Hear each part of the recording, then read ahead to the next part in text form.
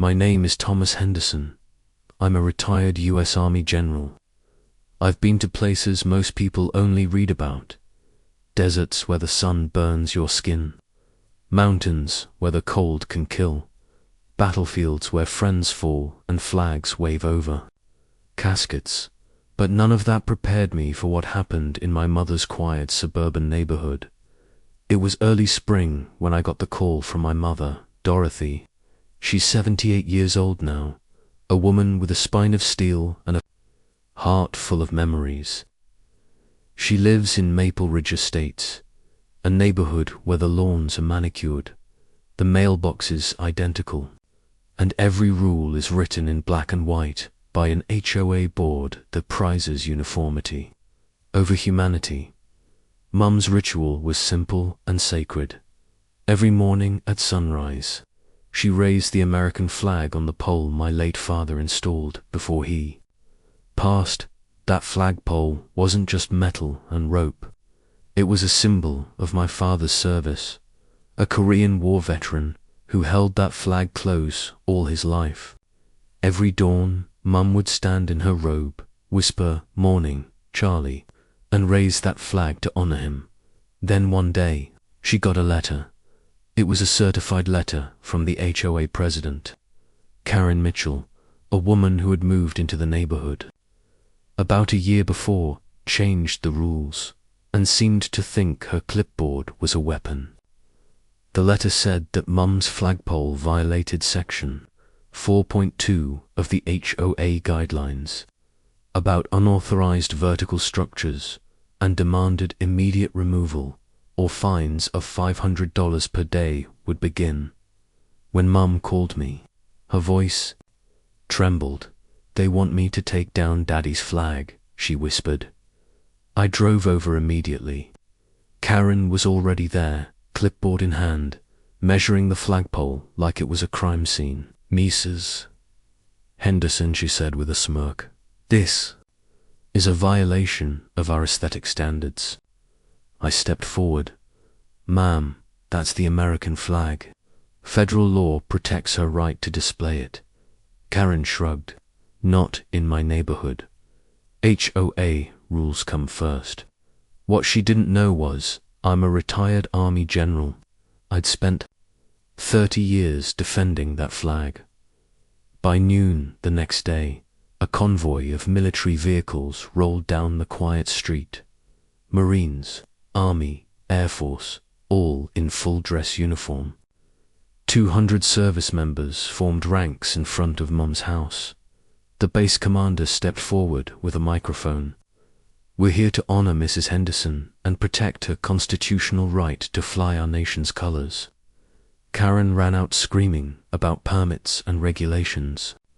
The commander looked her dead in the eye. "Ma'am, this flag represents every soldier who died for your freedom to complain." The ceremony was powerful. They presented Mum with a flag that had flown over the Pentagon.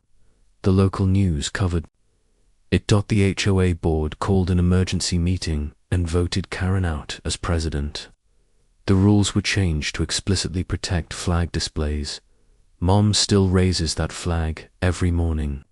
But now, 12 other houses on our street fly the American flag.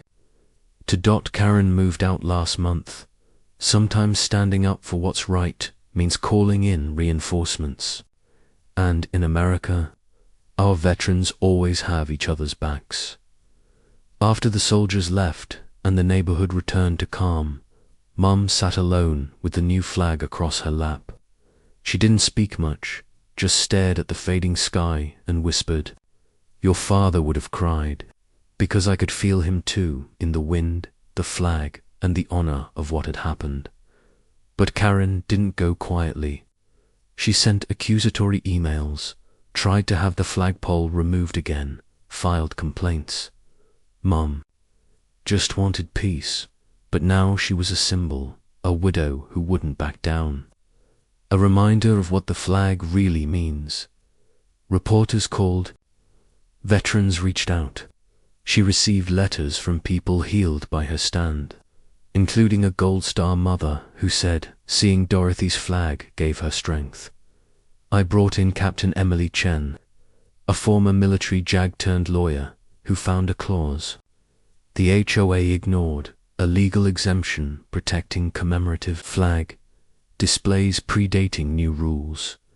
We filed a petition with the County Housing Commission. At the hearing, nearly 50 veterans showed up, along with neighbors who'd started flying flags inspired by Mum. The commissioner ruled the HOA had overstepped. The flagpole was legally protected.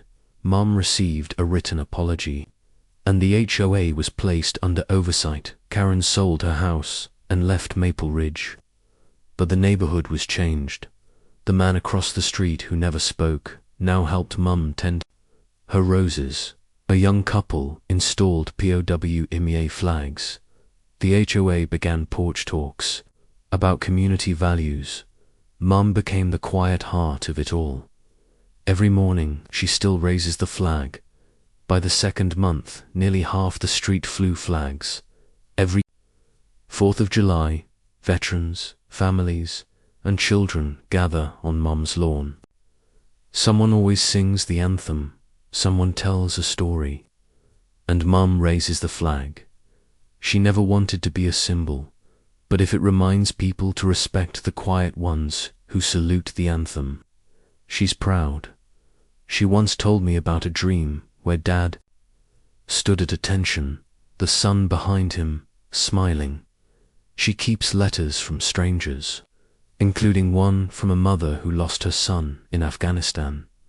She bought a second pole for a POWMIA flag because someone needs to see it.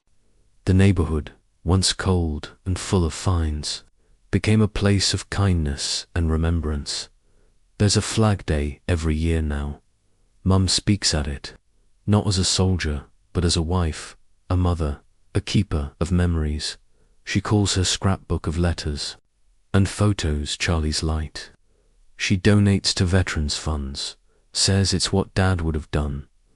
Time moves on, Karen is gone, but the flags remain because standing still, quietly, with honor, can change the world.